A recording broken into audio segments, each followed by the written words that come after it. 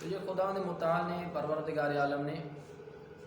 یہ جو توبہ کا دروازہ کھلا رکھا، اس لیے رکھا کہ تاکہ کوئی بندہ نا امید و مایوس نہ ہو۔ نا امیدی و مایوسی سے بچنے کے لیے خدا متعال نے توبہ کا دروازہ کھلا رکھا۔ اب یہ ایک بندہ ہے جو بارہا توبہ بھی کرتا ہے اور نافرمانی الہی بھی کرتا ہے،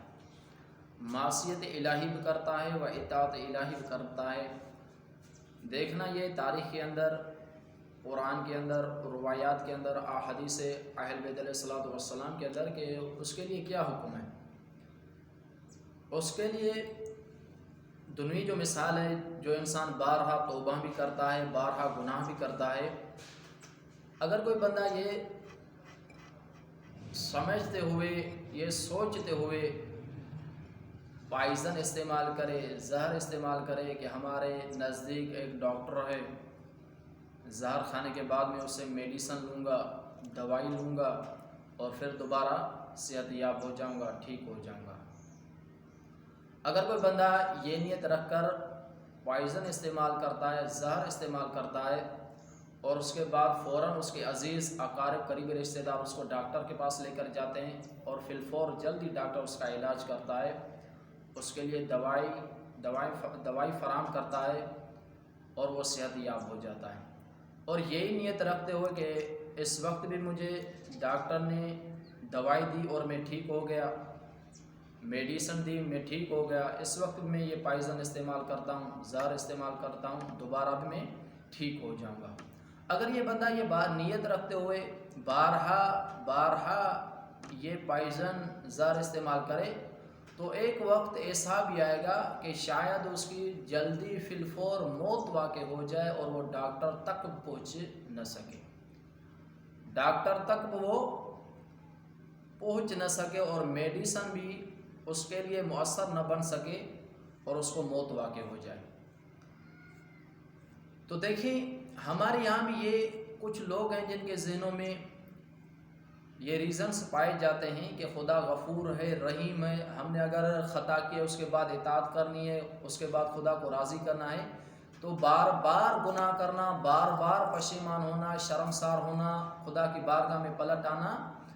یہ بھی اس پائزن کی طرح ہے، یہ بھی اس شخص کی طرح ہے جو زہر استعمال کرتا ہے، جو پائزن استعمال کرتا ہے۔ آخر وہ وقت آتا ہے تو اس کی جان چلی جاتی ہے، آخر وہ وقت وہ لمحہ آ جاتا ہے، وہ دنیا سے رخصت ہو جاتا ہے۔ تو اسی طرح اگر کوئی بندہ یہ نیت رکھے کہ خدا غفور ہے، رحیم ہے، واقعی خدا غفور ہے، رحیم ہے، تو اس کی علت، اس کی وجہ یہ نہیں ہے، اس کا سبب یہ نہیں ہے کہ آپ اس کو غفور جانتے ہوئے، رحیم جانتے ہوئے، کریم جانتے ہوئے آپ بار بار اطاعت بھی کریں، بار بار نافرمانی بھی کریں۔ تو یہ نافرمانی بار بار کرنا تو اس زہر شدہ شخص کی طرح ایک وقت ایسا بھی آئے گا کہ اس نافرمانی کی وجہ سے آپ کے دل پر کوئی سیاہ نقطہ نمودار ہو جائے گا، نافرمانی کی وجہ سے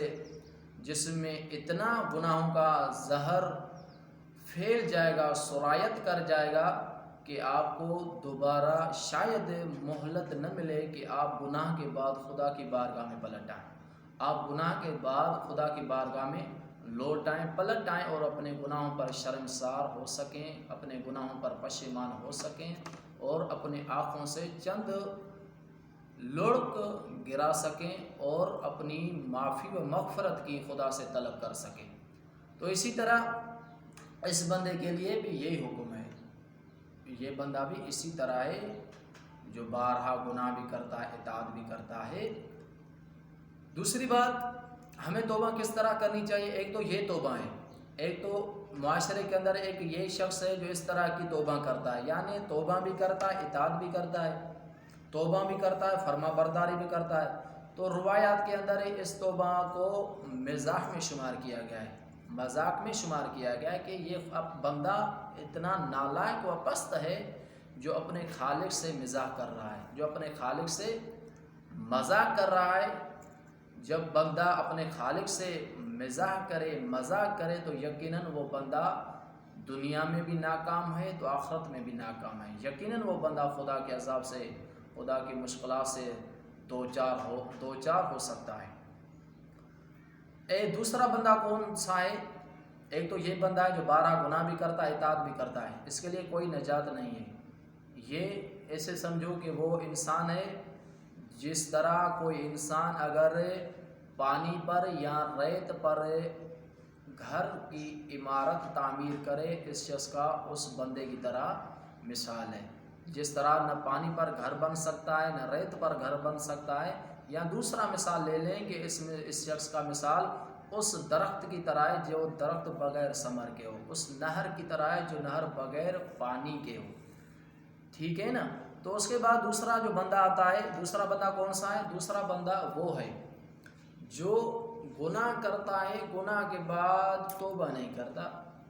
گناہ کے بعد خدا کے دربار میں پلٹ نہیں آتا، گناہ کے بعد وہ پشیمان نہیں ہوتا، شرمسار نہیں ہوتا، تو اس بندے کے لیے بالکل ہلاکت ہے۔ یہ بندہ ایسے سمجھو کہ یہ بندہ نمرود جیسا ہے، فرعون جیسا ہے، شداد و قارون جیسا ہے، جنہوں نے پوری زندگی خدا کی نافرمانی میں صرف کر دی، جنہوں نے پوری زندگی خدا کی نافرمانی میں خدا کی معصیت میں گزار دی، اور کبھی بھی اطاعت الہی نہیں کی، کبھی بھی خدا کی بارگاہ میں پلٹ کر توبہ نہیں کی، اپنے گناہوں پر پشیمان و شرمسار نہ ہو سکے، تو اس بندے کے لیے بھی ہلاکت ہے۔ تیسرا بندہ ہے، تیسرا بندہ وہ ہے جو کبھی بھی خدا کی نافرمانی نہیں کرتا، عارف باللہ، وہ بندہ جو بالکل اللہ کا مطیع و فرما بردار ہے، جو چھوٹے چھوٹے گناہوں سے بھی گریز کرتا ہے، چھوٹے چھوٹے گناہوں سے بھی اپنے آپ کو دور رکھتا ہے، یہ بندہ کامیاب ہے، یہ بندہ دنیا میں بھی کامیاب ہے، آخرت میں بھی کامیاب ہے۔ اسی بندے کے لیے خدا نے جنت سجائی ہے، اسی بندے کے لیے گلمان لگائے، اسی بندے کے لیے جنت میں حوروں کو بٹھایا ہے پروردگار عالم نے، اور پھل فروٹ مشروبات کا بھی وہاں نشو نما کیا ہے۔ اس بندے کے لیے دیکھیں وہ اللہ کے مطیع و فرما بردار بندے کون سے ہیں؟ ہمارے یہاں روایات کے اندر تاریخ میں جو جن مطیع فرما برداروں کا خداوند متعال نے تذکرہ فرمایا ہے، وہ اہل بیت علیہ السلام ہے، انبیاء علیہ السلام ہے، اوصیاء علیہ السلام ہے۔ جیسے روایات میں ملتا ہے، امام جعفر صادق علیہ السلام فرما رہے ہیں کہ سرور کائنات تاجدار انبیاء رسالت مآب صلی اللہ علیہ وآلہ وسلم دن رات میں 70 مرتبہ استغفار کرتا تھا، اپنے گناہوں پر استغفار کرتا تھا۔ تو دیکھیں کہ رسول خدا نے کبھی بھی نافرمانی الہی نہیں کی، معصیت الہی نہیں کی۔ یہ جو نبی خدا کی بارگاہ میں اپنے گناہوں پر شرمسار ہوتا ہے، پشیمان ہوتا ہے، اور یہ خفیہ کلمات خدا کی بارگاہ میں بیان کرتا ہے، یہ اس وجہ سے نہیں کرتا کہ کوئی نبی سے یا امام سے معصیت الہی ہوئی ہے، یہ اس وجہ سے کرتا ہے کہ مزید تقرب الہی حاصل کروں، مزید قرب الہی حاصل کروں، مزید میں خدا سے نزدیک ہو سکوں۔ ہماری بھی اسی طرح سے گناہوں کے بعد جو ہم توبہ کرتے ہیں، گناہ کے بعد جو ہم خدا کی بارگاہ میں پلٹ آتے ہیں، تو ہم بھی اس طرح سے آتے ہیں کہ ہم نے یہ خطا جو کی ہے، یہ عمدن نہیں کی، سہون کی ہے، ہم نے خواہشات نفس کی پیروی کرتے ہوئے آپ کے قوانین کی ناپاسداری کی ہے۔ تو خدا سے دعائیں کہ ہمیں مزید ایسی باتوں کی ترویج اور امت محمدیہ کو صحیح معنی میں توبہ کرنے کی توفیق عطا فرمائے۔ وما علینا الا البلاغ المبین۔